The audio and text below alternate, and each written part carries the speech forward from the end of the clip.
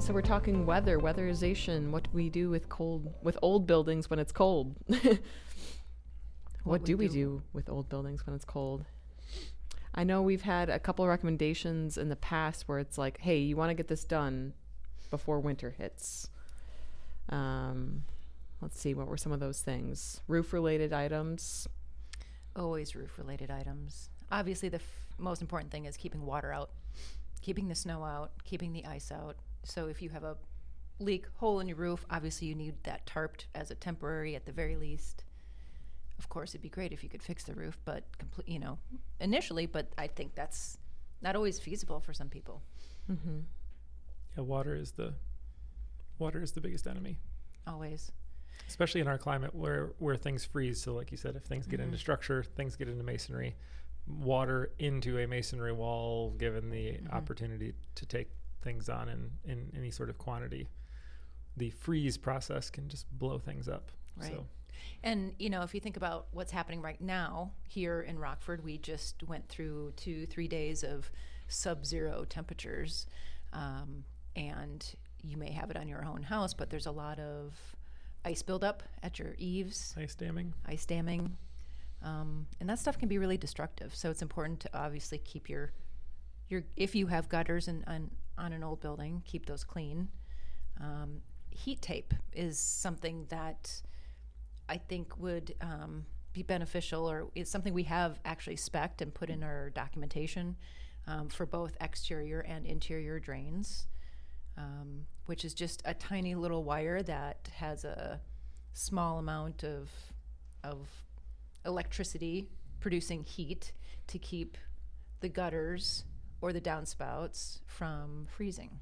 Yeah, because a lot of times those are at, they're hard to access. So even if you can do it while you're under construction or it goes in once, right, at least you're doing it that time rather than, some of these roofs and structures, you can get pretty far up there. And unless you have someone who's willing to go up annually to do that type of thing, which you usually pay an extra additional kind of surcharge to convince people to do that, it's better to just put in the tape.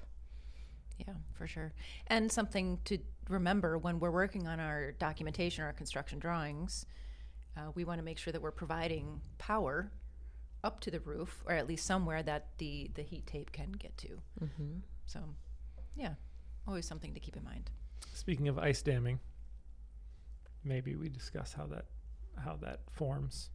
Less of an issue, obviously, for buildings that are not conditioned, because ice damming happens when there's a strong difference and a distinct difference in temperature from inside to outside, and heat is able to be getting to that surface, causing melt on the roof. But ice damming is an indication of lack of insulation or issues. You can drive around town and see who has an insulated attic and who doesn't, because the snow stays or it does not, and the severe ice damming are usually an indication of an area that, well, like you said, things can be damaged both structurally and also as things melt when ice is formed on the roof. If it's a shingle roof, for instance, the ice forming as it melts, it will find its way back up underneath the shingles, get underneath, and cause damage internally. But also there's the structural side of things. So if your house even has ice damming, good indication that maybe something to consider is insulating your attic in some form. Keep the heat inside. Right. Another thing that's kind of changed in our industry in the last few years, or maybe even closer to 10, 20 years, is a lot of our flat roofs used to always be some sort of black EPDM or asphalt type of roof, and we're transitioning or seeing more use of either like a PVC or a TPO, and those come in more colors. You'll see a lot more in whites, grays, beiges, that type of thing. So you're not getting that melt like we used to see with a black roof. Obviously there's pros and cons. White roofs are nice because they're not heating the building in the summer, of course, but then again, you don't have that benefit of having a black roof to melt things in the winter. So just something to keep in mind. I don't think it's, a pro, or, it's not, I don't think use that as a deciding factor on what we're going to choose for a material for a roof. But if you have a white roof that's flat, again, going back to Ashley's point, always helpful to have maintenance crew go up and check the drains, interior drains if you have them, or even if it's sloped to an exterior gutter, that type of thing. What about for, we have projects under construction right now, and sometimes that comes with some additional things that we need to do just to prep, so that people can stay working. A lot of the site work now, of course, around here has buttoned up because it's really frigid cold. But even in buildings where we don't have a lot of great heat sources, there's still some things that are undertaken. So maybe we can talk a little bit about some of the temporary heating measures, ways we work around that in the winter. Right. I think, all projects would ideally run through or work around the winter. And, we always hear people talk about, I want to be dried in by winter. And the reason for that is then it's easier to keep the building heated and allowing people to continue to work. But that doesn't always work out the way it, is planned. And sometimes you end up having to do a little bit more exterior work in the winter than you want to. And when that happens, even if you're doing facade work, you can, and we've seen projects where they completely, I don't want to use the word tarp, but tent, thank you, tent the entire exterior, and they heat it to some degree. It's not heat, it's tempered. They've got temporary, little... So the mortar doesn't freeze before it sets and things of that sort. Right. And then interior-wise, they do the same thing. They will tent off areas.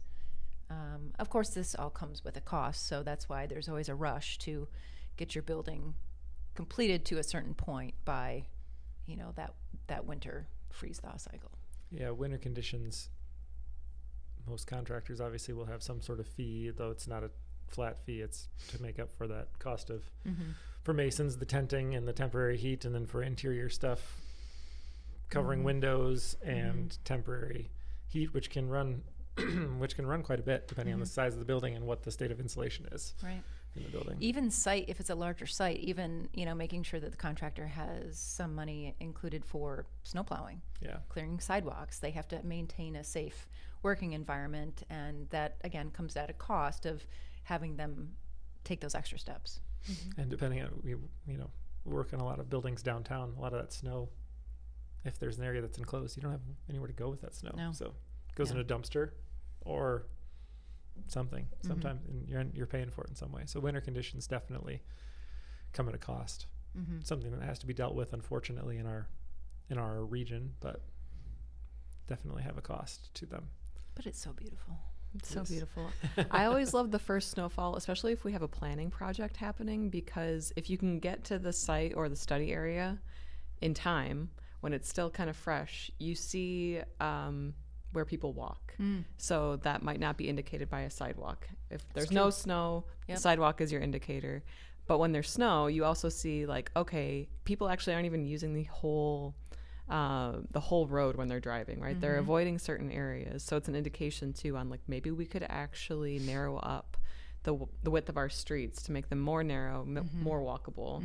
But then you're also seeing kind of the desire lines of where people choose to walk when they have, no other option. They're walking through either an unplowed or unshoveled sidewalk, or they're, taking shortcuts. Because a lot of times they'll be like, all right, we thought it was a good idea to do a straight line from here to here, but forgot that most people want to go here and they forge their own path. So it's just a good indication of checking that stuff too, to see where do people cut through. Like at Centennial Park is one place I think about in Haight Village here, where it's a big park, sidewalk all the way around the block, but people walk right through it. So there's a grass cut, and also in the winter, people just cut right on through it because it's the closest way to get to the other side.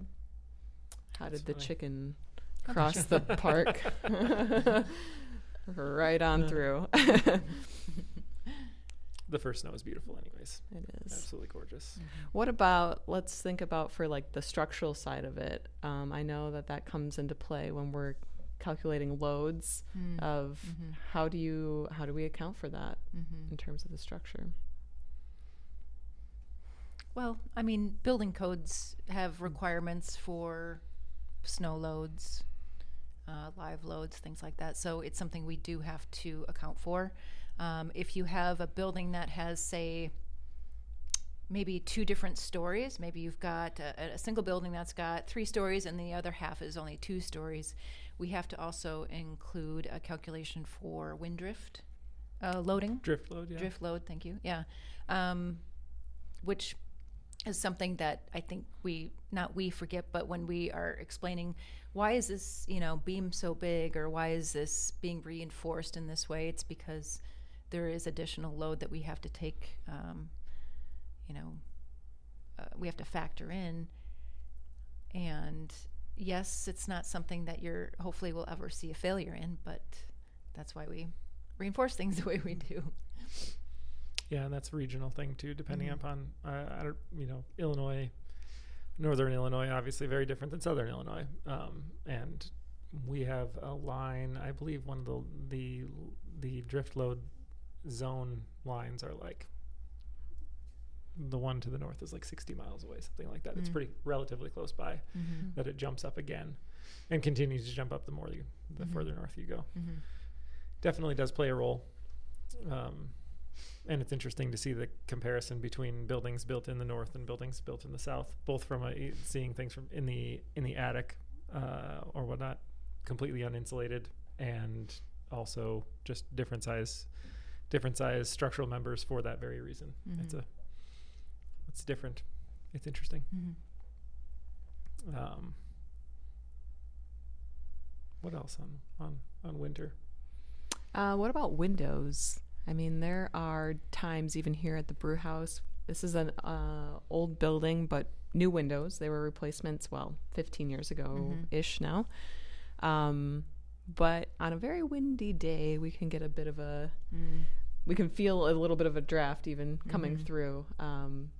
And some of that's, just part of being in an old building. But what are the things that we can do window-wise to keep the cold out?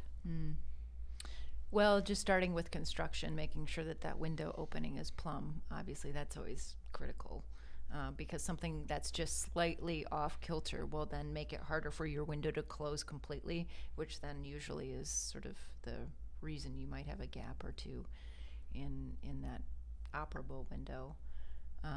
Obviously, making sure you're using insulated glazing is important, and that the cavity, the jamb around the window is insulated as well. Sometimes that gets forgotten about. Even if it looks like maybe there's a 1/4 to a 1/2 inch of gap, we like to make sure that that's insulated too.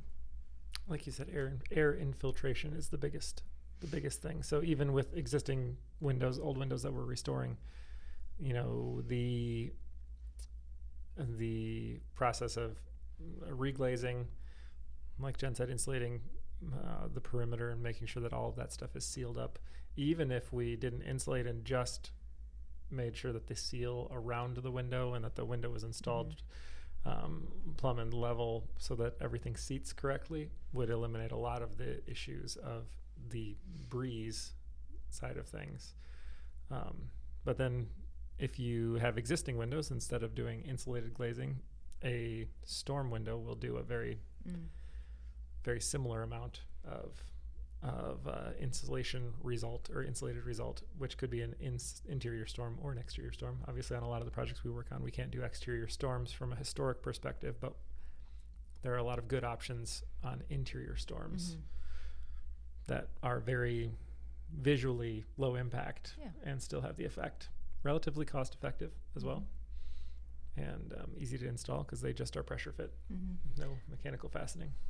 And that kind of makes me think of some of the challenges that we've seen too on just like old storefront systems where we have single pane glass. Winter, this is kind of the time of year we'll start to see where I don't want to say failures, but you can see where it Frost builds up. Yeah, the frost builds up, that starts running down. I've seen a lot of these windows that have been decorated, for the holidays, and then they get a little smudgy when the condensation builds up. So what's happening there, and is there a way that owners can work with their storefronts to patch those or avoid that situation? Sure. Air movement and making sure, so the old beautiful storefronts, of course, were not thermally broken, right? So they're meaning that metal touched metal all the way through. So when it gets super cold out, that cold will then transfer to the frame. It'll frost, and that's why sometimes you see interior frost on the inside, because of not just the frame but the glazing as well. But the glazing was likely single pane, maybe just a 1/4 inch or so. And now our glazing is 1 inch, which is kind of a insulated sandwich, so to speak. But now when we replace those old storefronts, we use thermally broken. So there's usually like a rubber gasket of sorts that's going to separate those metals, making sure that thermal transfer doesn't occur. Doesn't mean that it won't be cold. I mean, I'm sure it'll be still cool to the touch, but it should not frost. Yeah. You'll see it even on brand new windows. So one of my brothers works in window installation, window maintenance for Marvin, and they get a lot of in the wintertime service calls because they think there's an issue. There's condensation and frost buildup on the windows. One of the side effects of the way that we build buildings now is they're very tight and not a lot of air movement, which is a good thing, but also a bad thing. And air movement at the windows, especially because there's going to be a difference. I mean, you're talking in recently, like you said, it's been below 0 or whatnot. You've got 0 degrees outside and it's 70 inside. There's a strong difference in temperature. So there's going to be that condensation point occurs, and it's going to create condensation on the window, which if you go into that is the source of a lot of windows rotting out, the sash, because people don't deal with it on the inside, which could be as simple as wiping off the condensation or air movement at the windows from the inside. So we will, in the coldest times, even in our house, brand new windows in the last 10 years, and I would hope installed correctly. We installed them, but true test. True test. But we will run fans and run around and wipe things off just to prevent the condensation. Is not the sign that there's something wrong. It's just the sign that you live in a place that it's really cold and it's warm in the house. So good job, you have a warm house. That is what in you a cold want. Place. Yeah. And a lot of times in some of our commercial buildings, you'll see our mechanical ducts are positioned to, or as close as they can get anyway, to that exterior wall or those windows, so that they're blowing that warm air on that wall. Or if we put a radiant heat, whatchamacallit? Baseboard? Baseboard, thank you, yeah. All of that helps. What else? One last thing. This is more of a fun thing. Favorite part of cold season? We live in obviously in an area of definitely 4 seasons. What's your favorite part of winter, our current season? I'm gonna do a pass. I need to think about that. Well, it just happens to be, I think maybe it's because it's uncomfortable. That's like when the greatest building walkthroughs happen. It's true. We're always walking through the coldest building in the winter. It just seems to happen that way. So it seems like the colder it gets, the more of a guarantee there is that we'll walk through a really cool building. So, yeah, I don't know. They correlate somehow. That reminds me of the time that we had the entire team out at a project and the police showed up because the city forgot to inform the police that we were going to be at the building. That's right. Yeah. And it was freezing. And it was really cold, and we were up on the roof, 7 stories in the air, getting questioned by the police. Get down here. Put your gun away. Did you think, Jen? I'm not sure. You're not sure? I put you on the spot. Yeah. Well, I mean, obviously it looks pretty. I mean, there's always that. I do enjoy going out in it as long as it's maybe above 20, you know, with the dogs. But there's a threshold there. When it hurts, it's not. When it hurts, it's just not fun. For me, the fresh snow is one of those. Was it last week before when we got another 6 inches or so, and we had already had the base of snow, so that was there. And then I was outside that night. Don't remember what I was doing at the time, but we live out in the woods or on the edge of the woods, and it was like storybook seeming. It was beautiful out. Love that. So And I do like how you can see further, or like, you know, by the woods, like you could see the ridges and the ravines and like the stuff that's usually hidden by the foliage. Yeah. It's cool just to see how the